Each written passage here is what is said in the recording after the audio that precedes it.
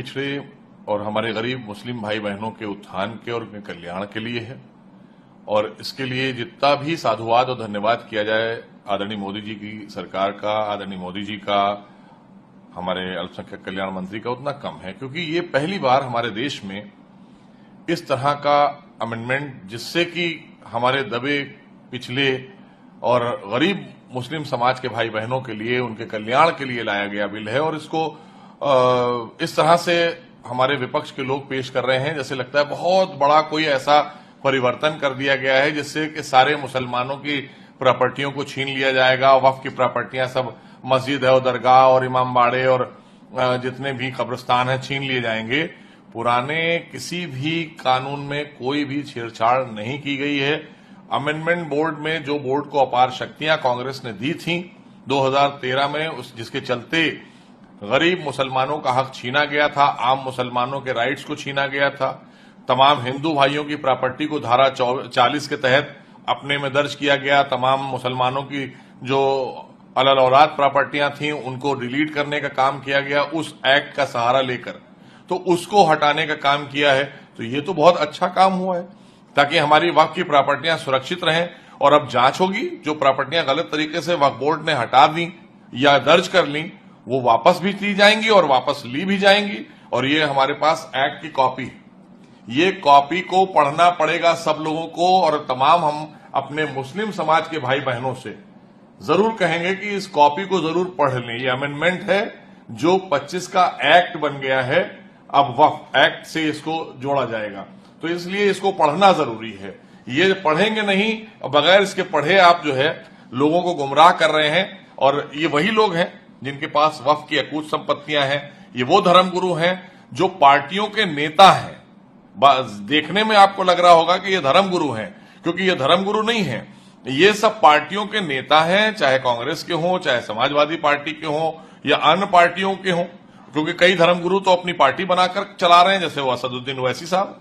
तो इस तरह के लोग हैं जिनके पास वक्फ की अकूत संपत्तियां हैं। वो जो 13 का अमेंडमेंट एक्ट कांग्रेस लाई थी उसके तहत उन्होंने कब्जी की और कब्जा करने के बाद वो बैठे मालिक बनके। तो ऐसी प्रॉपर्टियों को खाली कराना और उनका वेलफेयर करने के लिए गरीब मुसलमानों का ये बिल लाया गया है। ये हमारे हित का बिल है और उन लोगों के लिए न्याय का बिल है, उनके इंसाफ के लिए लाया गया है जिनकी प्रॉपर्टियां धारा 40 के तहत वक्फ में दर्ज कर ली गई। तो वक्फ बाय यूजर वाला तो और कोई भी चेंजेस नहीं है। इस एक्ट को जब पढ़ेंगे तो सब चीजें सामने आएंगी। बस इनको गुमराह करना आता है, सड़कों पर काली पट्टी बांध लेंगे, नमाज के दौरान पट्टी बांध लेंगे और लोगों को गुमराह करने का काम करेंगे। तो कुछ चंद मुस्लिम नेता और कुछ मुस्लिम धर्मगुरु चंद, जिनकी वजह से ये इस तरह का माहौल बिगड़ता है। All India Muslim personal law board है, वो कांग्रेस की ही कहना चाहिए एक टूल किट है, और इस तरह की कई और मुस्लिम मजलिसें हैं जो बनाई गई हैं। तो ये पढ़ना नहीं है, एक्ट को पढ़ेंगे नहीं, बगैर पढ़े बस सब खत्म हो जाएगा, कुछ नहीं खत्म हो जाएगा, सब आपके पास सुरक्षित रहेगा।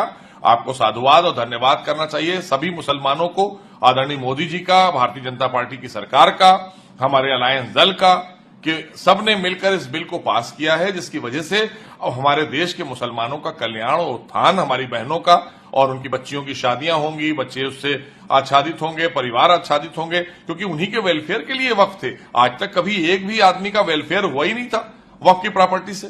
कुछ चंद लोगों का निजी स्वार्थ के लिए और निजी हित हुआ था, और वही लोग आज परेशान हैं इस बिल के आने से। और वही लोग, इसीलिए सदन के अंदर भी कोई विपक्ष का नेता, क्योंकि विपक्ष के नेताओं ने इसको पढ़ा है, बहुत अच्छी तरह से पढ़ा है, और वो इसकी हकीकत को, इसकी सच्चाई को जानते थे, इसलिए वक्फ के ऊपर कोई ज्यादा बहस नहीं कर पाए, क्योंकि उन्हें पता था कि इसके अंदर कोई ऐसी चीज नहीं है जिससे मुसलमानों के कोई अधिकार छीनने जा रहे हैं, कोई हुकूक छीनने जा रहे हैं। हाँ, ये जरूर है कि जो इनके नेता और इनके बैठाले हुए धर्मगुरु हैं, पार्टियों के जो नेता हैं, धर्मगुरु जो कहते हैं अपने को, उनके पास अकूत संपत्तियां हैं, उसे उसका हिसाब देना होगा। जो बेईमान मुतवल्ली हैं, गलत तरीके से जिन्होंने प्रॉपर्टी कब्जा करके बैठे हुए हैं, उनको हिसाब देना होगा। इसलिए ये डर रहे हैं कि वो वाला अगर नियम खत्म हो जाएगा तो अब कायदे और कानून से हमको चलना पड़ेगा। तो ये कायदे कानून में नहीं चलना चाहते हैं, इसीलिए ये सीए एनआरसी का भी विरोध कर रहे थे, ट्रिपल तलाक के खिलाफ हम कानून लाए उसका भी विरोध कर रहे थे, धारा 370 में ये दुनिया हिंदुस्तान में आग लगाए दे रहे थे, खून की नदियां बहाए दे रहे थे। तो ये गुमराह करने का काम करते हैं, ये कभी मुसलमानों के कल्याण और उत्थान का काम